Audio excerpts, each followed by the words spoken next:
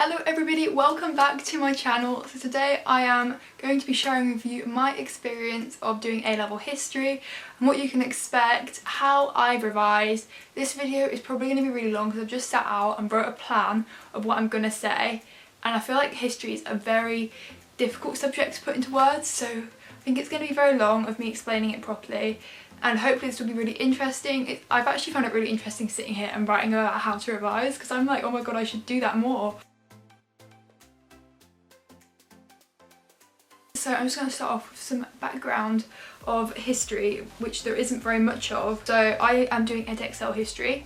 Most people seem to do AQA, so if I say some stuff in this video that doesn't really make sense and you know you're doing AQA, I wouldn't worry too much because I don't really know what AQA is like. However, I know my friend Shannon is on AQA and she has made a video about history A-level, so I will put her link on the screen somewhere, I think it's up there, and in the description because her video will probably be more useful for you guys. However, I know a lot of people do edXL. However, this video probably still will be useful to those of you doing AQA, just to sort of see like a different perspective and maybe what you could do. Obviously I don't know what the question style like is for AQA and what the content's like and stuff like that. And at GCSE I got an A-star in history. It was one of my best subjects and I've kind of averaged around, like I've kind of loitered between low A star, high A all year round, and in my mock I was 1 mark off an A star, which is really annoying. But I've kind of got high A's, low to middle A stars all year, if that makes these seem a bit more credible, my advice. I don't really know what I'm trying to say. Okay, so I'm just actually going to talk to you about like, the question style first because it will make the rest of the video make more sense. In year 12 I've studied 2 topics. I've studied the GDR and then Russia. Most people do Mao's China instead of the GDR, but anyway, for Russia we do 2 essay questions in our paper, and then we do this third question called historical interpretations, and basically you get a long extract and a historian explains their opinion. Actually no, you get 2 extracts and 2 historians explain their opinion about why the Soviet Union collapsed, and you have to compare both extracts and your own knowledge of the thing and your opinion to come to a conclusion about whether what they're saying is true, and you've got to compare and evaluate and everything, and I find that quite hard. Still quite new to it. And then for the GDR you have 1 essay question and the source question, and the source question you get 2 sources and you have to compare the sources and they're both about the same topic, and then you have a question about that topic and you have to use your own knowledge to like evaluate the sources, compare them, and you've got to use like provenance and all that stuff. And when I talk about this, I don't know what the difference between, I don't know very much about the new history GCSE. I know it's a lot harder and there's more source work, but I don't know how different it is to what I did. And what I found about the history A-level that I'm doing compared to the GCSE is it's actually not very similar. I think the only similar thing is that it is history and that you're studying the past. Other than that, the way that it's examined is completely different. In history GCSE I found that you were kind of told an opinion and no one actually cared what your opinion was as long as you said you had one, whereas your opinion is like so important now, and I feel like the history questions that I do are way more similar to the history questions that we do are way more similar to English GCSE than history GCSE, which is very weird. The essay questions are like so similar to English, like so similar, and the source questions are kind of like poems, like unseen poetry and stuff like that, and like English language, which I didn't like, but because it's history I don't mind doing it in history. So yeah, that's something to bear in mind.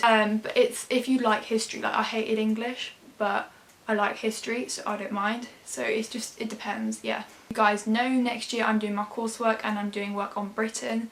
I think I'm going to do 3 more videos next year talking to you about the whole A-level, but this is kind of just like year 12. So yeah. So now I'm just going to talk to you about what you can expect in the first year, what the jump is like. So I think history was the biggest jump out of all my subjects, bearing in mind in maths we did GCSE content for like 2 months, and psychology I'd never done at GCSE, so I didn't know what the jump was like. Yeah, history was the biggest jump for me. I was thrown in and I didn't really understand what was going on, and there were so many like people's names and events and stuff being thrown at me and I didn't really know what was going on, but you do pick it up. And I started to understand it a lot more after like about a month, I want to say, a month, no, it was like a couple of weeks. That's an exaggeration. First, it does feel like there's so much being thrown at you, so much content, and you're just like, I don't understand what's going on. And what I found quite surprising was the depth of knowledge you need to have. Like in GCSE, you kind of just like know the surface, what you need to know. You don't know anything beyond that, whereas at A level you do have to know, you have to have a depth of knowledge, you have to understand the time period. Yeah, and there is obviously a lot of content, as you can see, but it is actually a lot more manageable than you'd think if you know how to go about it, and I'm going to talk about that in the video as well. A common misconception about history, and like quite often what people do at GCSE is they just memorise facts and think that that's going to get them through to an A star, and that is not the case at all, especially in A level history. You can't just memorise facts and then expect to be able to write an A star essay, because I can tell you now, I do not know that many facts at all, but I can still write a good essay. It's more of having an understanding about the time period than knowing facts about it, because who cares about the facts when you don't understand what's going on? You need to be able to qualify things with like a qualifier, so this was more of a factor and this was less so of a factor. I feel like I could write a good like A, maybe B essay without using any specific facts, just going off my understanding and comparing stuff, because I know vague facts like, oh yes, people were purged and this person was executed, but I don't really know like 7,042 people were purged. Like, you don't need to know stuff like that. If you can write a good essay and come to a good judgment and compare things well and have some good points, then your essay is equally as good. You don't need to know specific facts. The only use of facts is to back up your point and make it more believable. And yes, they are important, but they're not your lifeline. Your lifeline is your understanding of the subject. And I also found, which I'd not expected, that it's a very discussion based subject. So in lessons we'll sit and talk about things more than like, I don't know what else we would do now that I think about it, but teachers don't just stand there telling you facts. Like in a lot of our lessons we'll sit there and we'll be given a few factors and say which one contributed to this more, and people will give their opinions and we'll have discussions and people will say their opinion and somebody will be like, well actually this, and because your knowledge is so in depth you can do that with a lot of things, which you can't really do at GCSE because you don't have that much of an in-depth knowledge of the subject. You kind of just know random stuff, but people can come up with some really clever points that you wouldn't think of, and I'm like, oh my god, how did you think of that? That is so smart. So because of the in-depth of knowledge, there is so much room for discussion and your own opinion, which I really like, so it can kind of be taken anywhere. Which in another way is how it's similar to English, as the book, obviously you've read the whole book and then you discuss it and you talk about the context behind it, so you have an in-depth knowledge of the book. In the same way, you're basically studying history, which is like a massive in-depth book with so many layers. So I mean the textbook, I held the textbook up, but that is not in depth at all compared to how much of an understanding you need to have, because that doesn't come from the book. I feel like I'm not making a lot of sense because it's quite difficult to convey, but this is just stuff that I've kind of found, that I've thought about throughout the year, and I've been like, I didn't know it was going to be like this, so I'm just trying to tell you guys about it. And I think having an opinion is just as important as knowing how many people were purged, if you know what I mean. Okay, and also I just want to talk about the workload. The workload is the biggest out of all three of my subjects. I don't know if it's just my teacher, because he's like one of those teachers who just gives you a lot of homework, but it is difficult, and a lot of other people from different schools have said that it does have a big workload. Like one lesson I'll be told to make notes from like 5 pages of the textbook for the next couple of days, and then I'll have the weekend to like read this article and come to an opinion about it, and then I'll get more notes, another article, and it's kind of like relentless, so you do need to stay on top of it, but that is alright. You've got your frees, which you didn't have before. And about taking notes in the textbook, in GCSE I was always just basically rewriting the textbook, and that got me my A star, so I was like, you know what, I can do that at A level. And no, you really can't, because it will take you so long and you'll not be able to memorise them, and you won't understand them because you just spend so long writing and you're not thinking about it.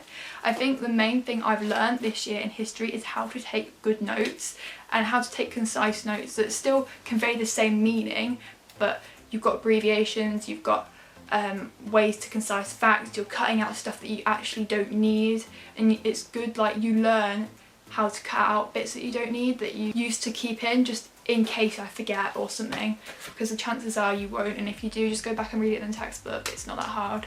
So I think taking notes is something that you really will learn, and like obviously it's not natural, but you'll get used to it, and you've got to make an effort to cut down what you're writing. And like I'll show you here, this is a mind map of everything that happened under one leader, and this is very concise.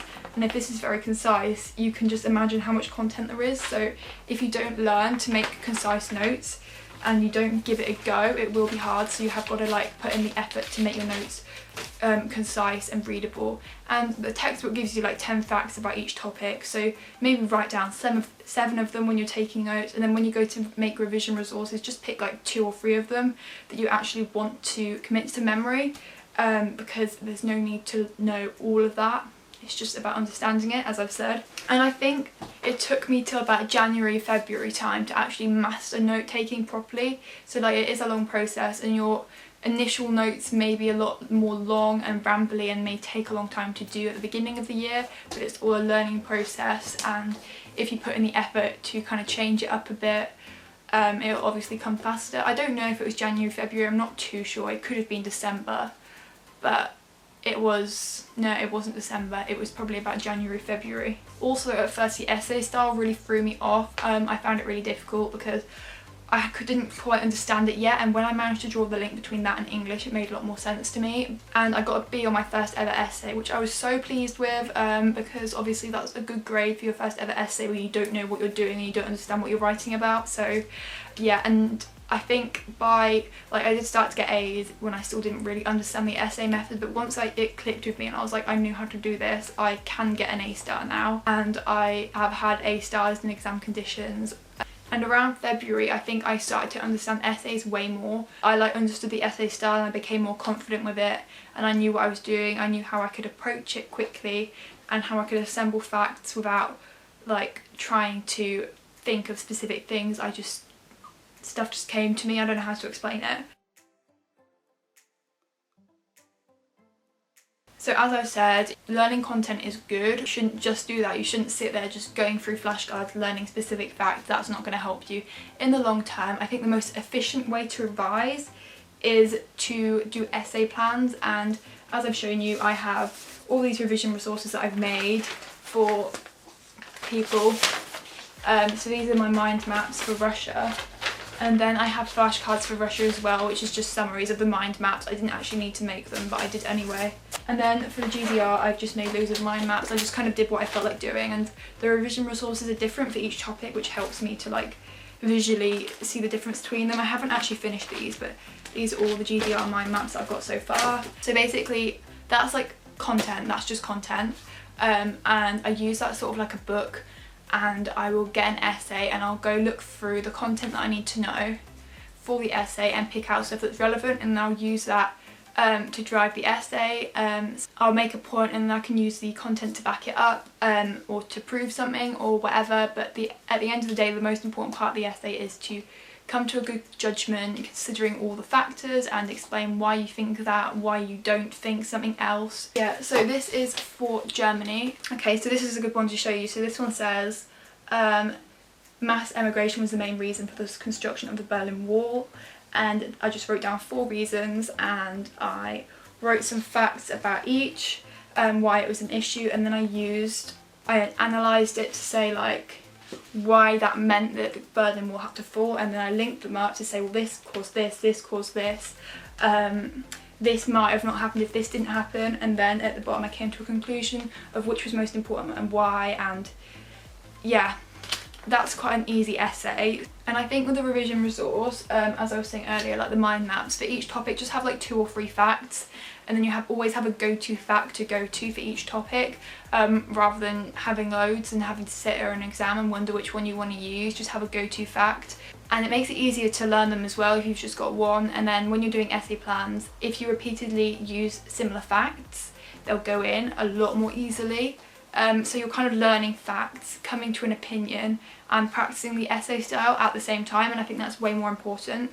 And something else that's really good about essay plans is, and when you come to a conclusion at the end of the question, that is really difficult, I'm not gonna lie, like I hate doing that, But that's really important because it helps you make links between things and think about stuff you've not thought about before, and it helps you strengthen your understanding of the topic and your knowledge of the topic, and as I said, you understand it better. Also, something else that I like doing when I can't be bothered to revise properly is I'll read an old essay that I did well on and just break it down and construct it into a plan so that I can basically revise some old statistics, read my old opinion, and just see what I thought, and I think that is actually really useful, and that means I've revised that topic without actually putting in that much effort. And wider reading is definitely good for history. I didn't consciously go out of my way to do wider reading because we were always given wider reading by my teacher, but I think that does really help you understand like what was going on in the period, and understand the facts in their context with each other.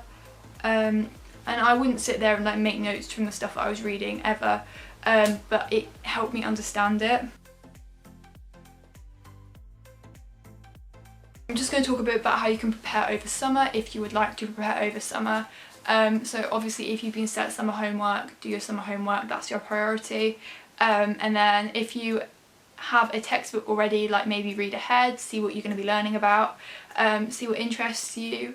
If something takes your fancy, have a read about it in another book, or buy some books. Also, something that I really like doing is I like watching documentaries, and if you're, say, studying Russia, literally watch any documentary about Russia, like something about the war, something about the nuclear disaster, anything, because it's all relevant, and it can help you understand what was going on at that time and put stuff into context. Obviously, don't stress, because I found it hard at first, so will everyone else. You'll get used to it, and it's actually not that bad. It's a really interesting subject and I really enjoy doing it.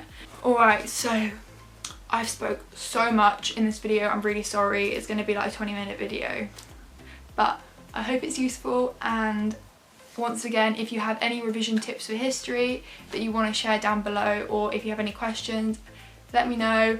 I will try and reply, and I'll see you soon for a brand new video. Bye!